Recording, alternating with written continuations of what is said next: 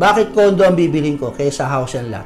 Ito, para sa akin pananaw lang naman ito. Hindi ko naman sinasaklo yung iba. Siyempre, meron tayong kani-kaniyang mga perspective.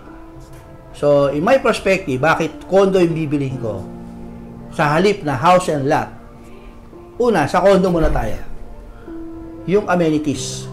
Pagdating sa amenities, talagang panalo. Merong swimming pool. Merong palaruan para sa mga anak ko. Merong gym. Pwede kang mag-gym. May convenient store. Merong coffee shop. Meron ding tambayan. No? Doon sa mismong tabi ng swimming pool, parang may resort doon. Pwede kang mag-ihaw-ihaw.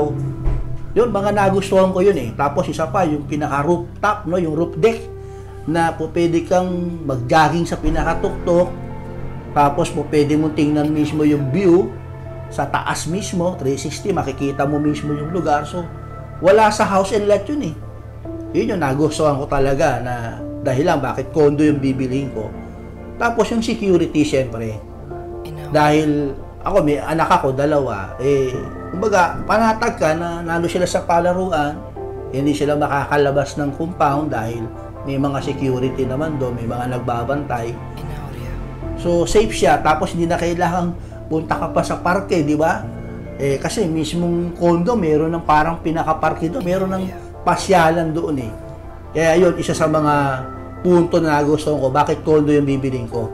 Unlike doon sa house and lot na walang security, walang magme-maintain ng property ko.